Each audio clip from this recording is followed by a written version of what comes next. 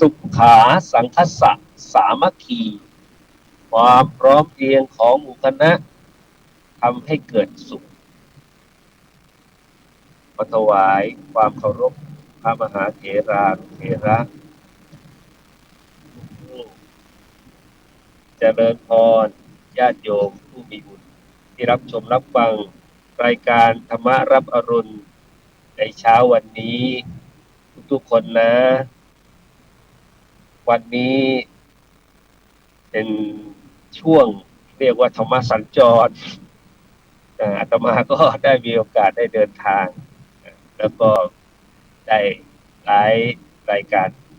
ธรรมรับอรุณในเช้านี้นะในรถเลยนะต้องขอเปลี่ยนบรรยากาศเป็นบรรยากาศนะว่าเป็นธรรมะที่รับอรุณจริงๆเพราะว่ากำลังเดินทางเข้าไปแสวงบุญที่วัดวันบูชาข้าวพระพุทธเจ้าในวันที่4อาทิตย์ต้นเดือนวัดพระธรรมกายจังหวัดปทุมธานีซึ่งก็ในวันอาทิตย์หน้านะวันที่11พฤษภาคมก็จะเป็นวันสำคัญวันหนึ่งของพุทธศาสนาก็คือวันวิสาขบูชา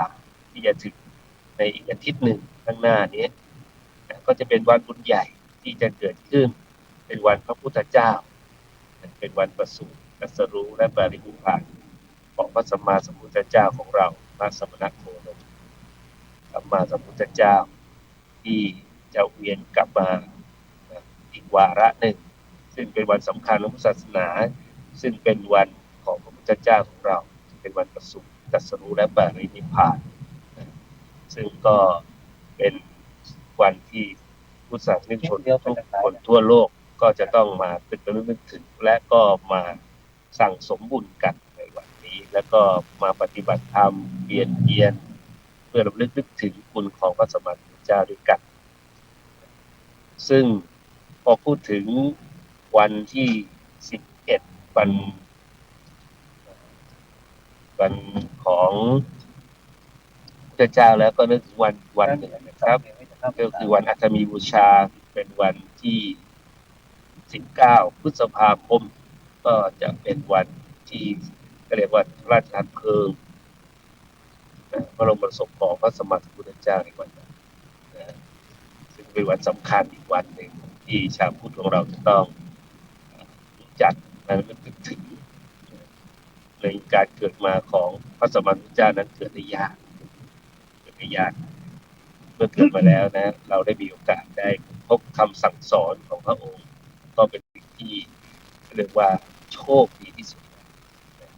และก็ยังได้มีโอกาสอยู่ในช่วงที่คำสอนของพระองค์ยังอยู่กับเราโดยมีพระภิกษุสงฆ์เป็นตัวแทนในการเผยแผ่พระธรรมคำสั่งสอนที่เกิดขึ้นจนเราทุกวันนี้มี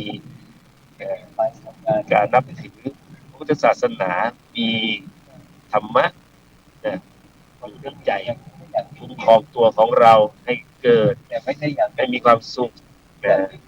ให้ความสุขแล้วก็อยู่ได้จนทุกวันนี้มีครอบครัวที่อบอุ่นมีสังคมที่ดีงามซึ่งเมื่อมาพูดถึงตรงนี้แล้วก็นึกถึงภาพที่เพิ่งเกิดขึ้นวันที่22เมษายนที่ผ่านมาซึ่งเป็นการรวมสงฆ์สังฆสะสามัคคีถึง40,000 กว่าวัดทีเดียวที่มีการมารวมกันในวันคุ้มครองโลกซึ่งเป็นวันสำคัญที่ทำให้เป็นทัศนานุตริยะซึ่งเกิดขึ้นได้ยากซึ่งในยุคของพระสัมมาสัมพุทธเจ้าของเราพระองค์นี้พระสมณโคดมก็ถือว่าการรวมสงฆ์ 40,000 กว่าวัดนี้ก็ถือว่าเป็นครั้งแรกเลยเรียกว่าในการรวมสงฆ์ที่ยิ่งใหญ่ที่สุดในประวัติศาสตร์ก็ถือว่าเป็นวันสำคัญที่พระสงฆ์ได้มีโอกาสมาพบหน้ากันได้เห็นกันรวมถึงพระภิกษุสงฆ์จาก4จังหวัดชายแดนภาคใต้323วัดที่มารวมกันในการรับมหาสังฆทาน4วัดในครั้งนี้โดยพร้อมเพรียงกัน ซึ่งก็ถือว่าเป็นการให้กำลังใจในการที่จะช่วยทนุบำรุงศาสนาซึ่งตอนนี้ก็มีพระภิกษุสงฆ์หยัดสู้กันอยู่เพื่อที่จะเป็นเนื้อนาบุญให้ญาติโยมทุกคนก็พูดถึงวันที่22แล้วบรรยากาศที่อาตมาได้ทำหน้าที่ตั้งแต่ฎีกาไปถวายฎีกาพระภิกษุสงฆ์ของจังหวัดเชียงใหม่ในอำเภอเชียงดาวที่อาตมาทำหน้าที่อยู่ก็นิมนต์มาแล้วก็เวียงแหงรวมถึงการดูแลอุปถากนะแล้วก็ยังนำหน้าที่นำรถด้วยนำรถพาท่านมานะแล้วก็ได้รับนโยบายจากหลวงพ่อที่ท่านได้ให้ไว้ว่าพุทธบุตรนั้นเป็นเนื้อนาบุญที่สำคัญท่านมาแล้วท่านต้องมาอยู่แล้วก็กลับสำคัญต้องประทับใจนะมาอยู่กลับต้องประทับใจอันนี้เป็นโจทย์ที่หลวงพ่อท่านให้มาในการดูแลพระคุณเจ้าทุกรูปที่มาตัวของอาตมาเองก็ได้มีโอกาสได้ทำหน้าที่ตรงนั้นตอนนี้รู้สึกปลื้มอกปลื้มใจมากๆปลื้มจนรู้ว่าขนลุกขนพองวันนี้ก็เลยอยากจะเอาภาพดีๆนะประมวลภาพที่เราได้ทำหน้าทานร่วมกันมาสวดเจริญพุทธมนต์ร่วมกันและพร้อมให้พรสาธุชนซึ่งมาเป็นเรือนแสนในวันนั้นร่วมกันว่าวันนั้นมีเหตุการณ์อะไรเกิดขึ้นยังไงบ้างอาตมาก็ขอให้เราทุกคนรับชมรับฟังในการประมวลภาพทบทวนบุญในวันอาทิตย์ที่วันที่22เมษายนที่ผ่านมานะขอได้รับชมรับฟังได้เลยนะจ๊ะในเดียวกัน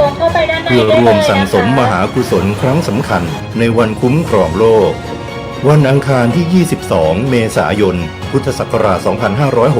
2568 สร้างช่วงเวลาอันน่าอัศจรรย์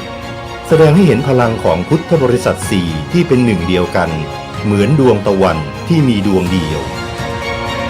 สวัสดีค่ะยินดีต้อนรับค่ะต้องมาค่ะที่นี่เป็นศูนย์รวมของพุทธศาสนาเป็นบุญใหญ่ที่เราไม่สามารถที่จะทำเองได้ก็ขอชื่นชมค่ะที่ยังดูแลพระพุทธศาสนาให้คงอยู่และสืบไปให้ลูกหลานเราได้เห็นหายากคุณไม่ต้องไปเดินทางไปไกลเลยคุณได้พบพระนครศรีธรรมราชสงขลาเชียงใหม่อุบลราชธานีมีทุกจังหวัดอ่ะพระระดับแบบเจ้าคณะอย่างเงี้ยพระอาจารย์ใหญ่ๆอย่างเงี้ยครับได้เจอหายากครับ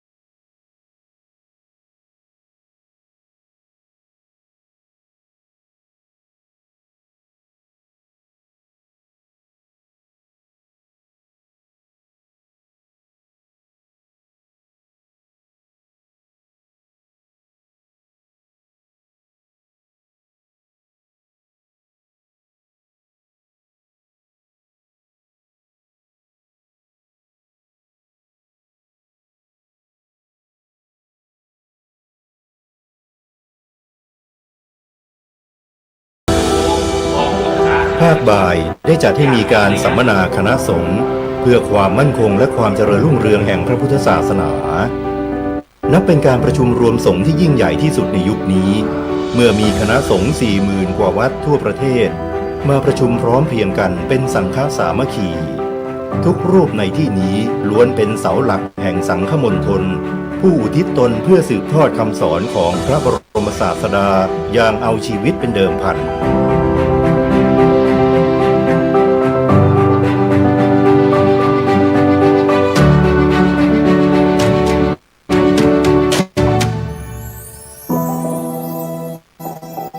นุ่นนะคะ ยินดีต้อนรับสู่วัดพระธรรมกายนะคะ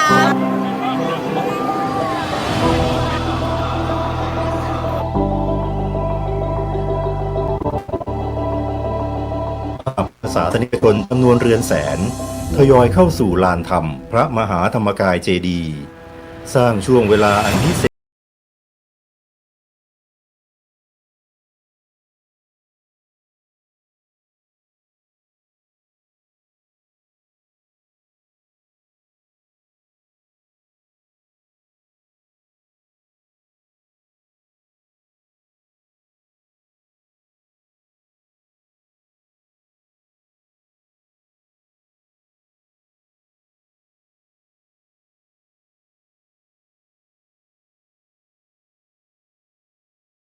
โอกาสนี้ท่านเจ้าประคุณสมเด็จพระมหาธีราจารย์กรรมการมหาเถรสมาคมเจ้าคณะใหญ่หนเหนือ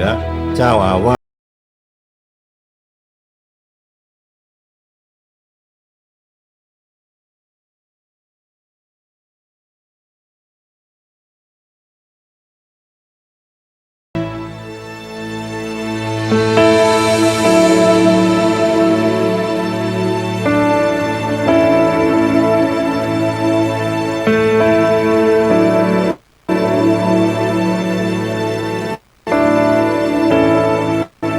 การถวายสังฆทาน 40,000 กว่าวัดทั่วประเทศครั้งนี้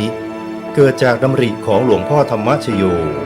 ซึ่งท่านมีความตั้งใจอย่างยิ่งที่จะฟื้นฟูพระพุทธศาสนา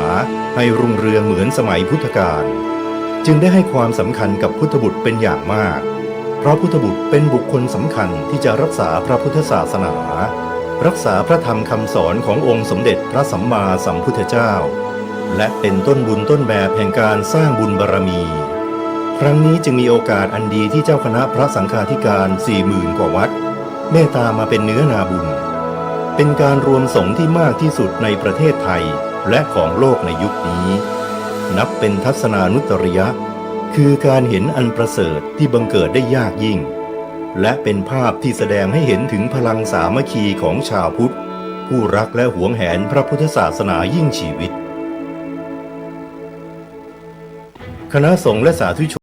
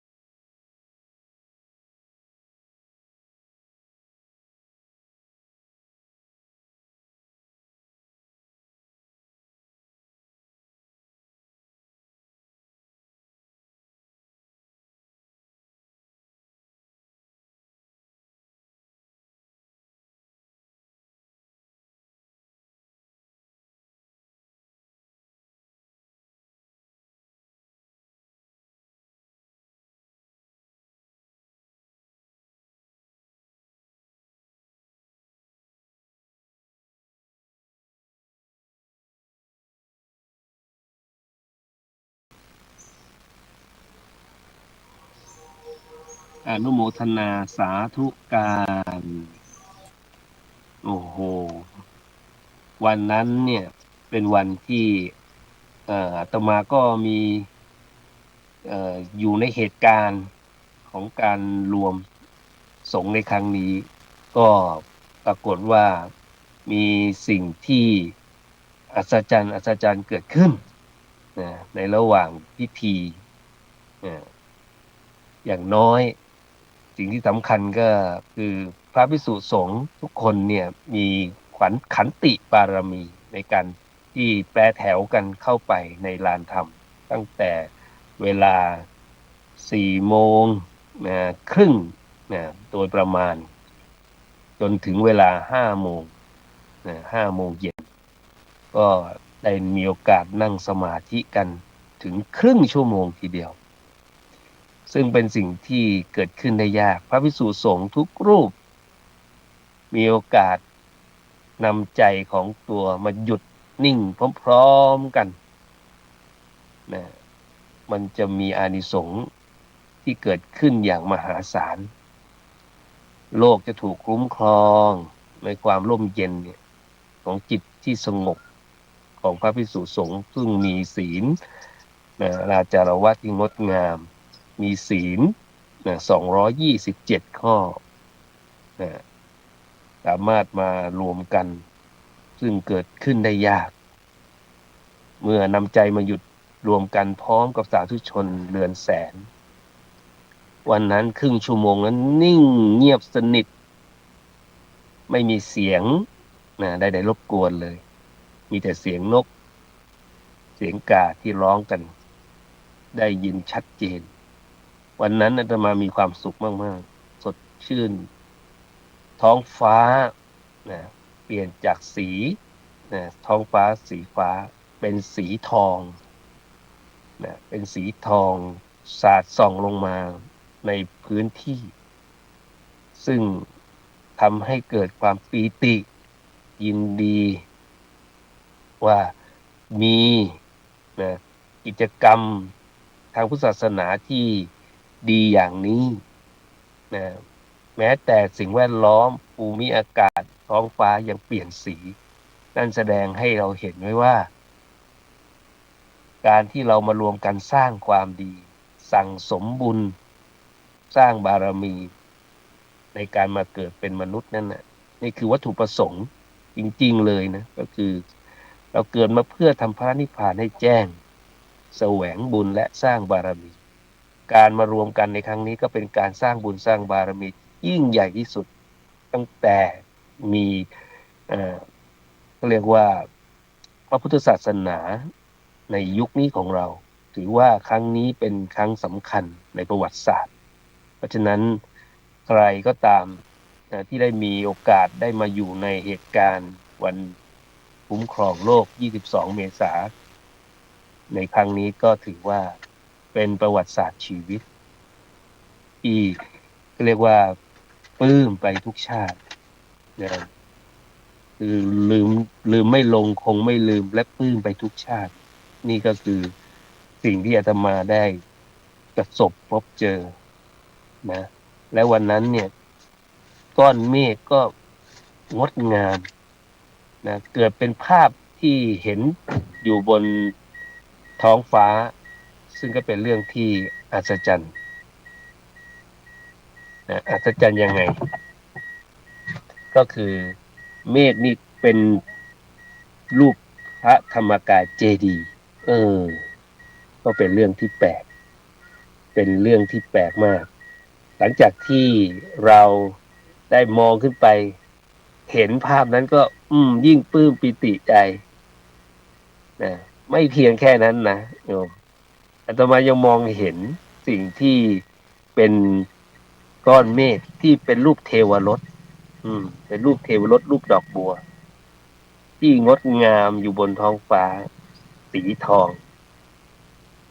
ซึ่งมันก็เป็นอะไรที่แบบว่าเหนือคำบรรยายนะจนต้องมีการถ่ายรูป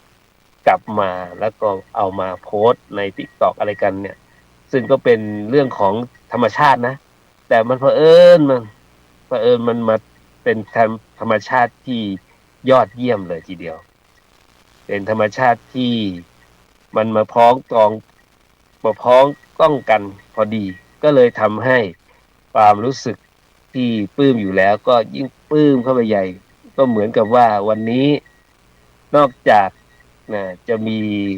เขาเรียกว่าพระสัมมาสัมพุทธเจ้าที่เจดีย์1,000,000พระองค์เป็นประธานแล้วเนี่ยเหมือนกับมีหมู่เทพเทวดาพรหมอรูปพรหมทั้งหลายก็ลงมาอนุโมทนาด้วยเพราะฉะนั้นอันนี้ก็เป็นสิ่งที่ทำให้ทุกคนที่อยู่ในเหตุการณ์ก็รู้สึกปลื้มปิติยินดีกับเหตุการณ์นี้เช่นเดียวกันซึ่งในปีต่อๆไปเนี่ยจะมีเหตุการณ์อย่างนี้เกิดขึ้นในวันคุ้มครองโลกอีกหรือเปล่าอาตมาก็มีความรู้สึกว่าเมื่อพระสงฆ์ได้มาเจอกัน1 ครั้งในปีนี้ก็ถือว่าเป็นสิ่งที่น่าปลื้มปิติใจหลวงพ่อท่านเองก็มีความตั้งใจว่าท่านจะรวมสงฆ์ให้ได้อย่างน้อยหรือทำบุญก่อนที่ท่านบอกจะลาโลกเนี่ยขอให้ได้สัก10 ล้านองค์เห็นว่าปีถัดไปก็คงจะได้เจอกับพระภิกษุสงฆ์มากมายอาจจะไม่ใช่แค่หมื่นไม่ใช่แค่40,000แล้วอาจจะกลายเป็นแสนอันนี้ก็คือสิ่งที่เป็นมโนปณิธานของหลวงพ่อท่านก็อยากจะบอกและก็อยากจะให้พวกเราทุกคนมีโอกาสก็ได้มาเยี่ยมมาชมที่วัดพระธรรมกายซึ่งเป็นสถานที่ศักดิ์สิทธิ์มีพระมหาเจดีย์พระเจ้าล้านพระองค์พระเจ้าล้านพระองค์ซึ่งสถิตอยู่ที่มหาธรรมกายเจดีย์ซึ่งมีพื้นที่1 ตารางกิโลเมตรรอบล้อมด้วยมหาวิหารคตในพื้นที่ด้านละ1 กิโลเมตร4 ด้านก็1 ตารางกิโลเมตรพอดีรองรับได้1,000,000 คนทั้งลานเจดีย์400,000และมหาวิหารคตอีก600,000ซึ่งมี2 ชั้นก็เป็นสิ่งที่จะเกิดขึ้นในอีกไม่นานนี้ซึ่งสถานที่นี้เองก็เคยได้รับการต้อนรับ ดูแลของเด็กดีวีสตาร์มา1 รอบแล้วในการรวมพลเด็กดีวีสตาร์1,000,000 คนก็ขอให้พวกเราเนี่ยใครที่ยังไม่เคยได้มาเที่ยววัด พระธรรมกายยังไม่เคยมาก็ขอให้ได้มีโอกาสมาที่วัดหลังจากที่มีโอกาสได้รับชมรับฟังคลิปรายการธรรมะรับอรุณซึ่งก็มีทุกวันก็ขอให้ทุกคนนั้นมีโอกาสได้เปิดอกเปิดใจ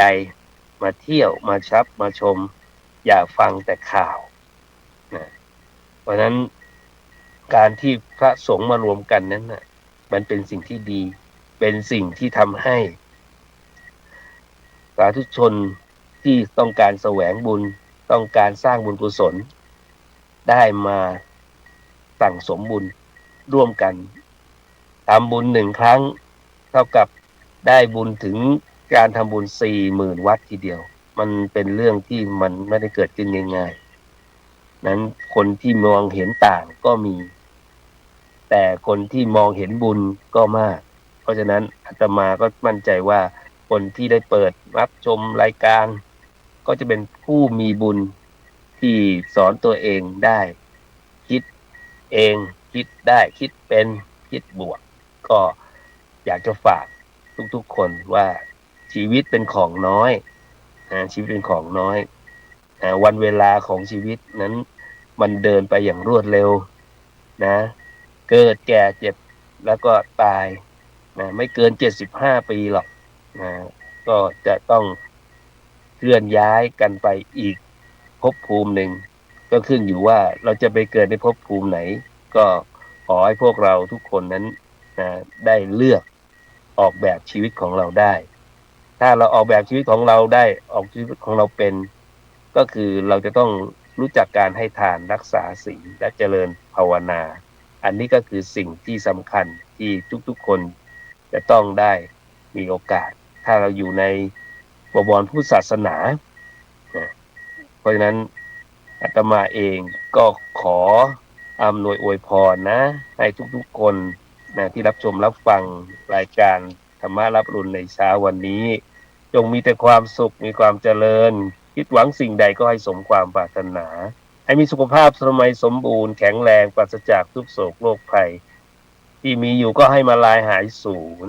ให้เจอยาดีหมอดีมารักษาให้ได้เป็นเศรษฐีมหาเศรษฐีคู่บุญค้ำจุนพระพุทธศาสนามีสมบัติใหญ่ไหลมาเทมาทุกทิศทุกทางทั้งนั่งนอนยืนเดินจะประกอบธุรกิจการค้าการงานสิ่งใดก็ขอให้ประสบความสำเร็จได้โดยง่ายเมื่อปฏิบัติธรรมให้มีดวงตาเห็นธรรมได้เข้าถึงพระรัตนตรัยภายในได้โดยง่ายโดยเร็วพลันจงทุกท่านทุกประการเทินสุขีทีคายุโกภวะอภิวาทนาสีลิสนิจจังหุธาปัจจายโนจัตตารโอธรรมาวัฏันติอายุวันโนสุขังพระลังเจริญพร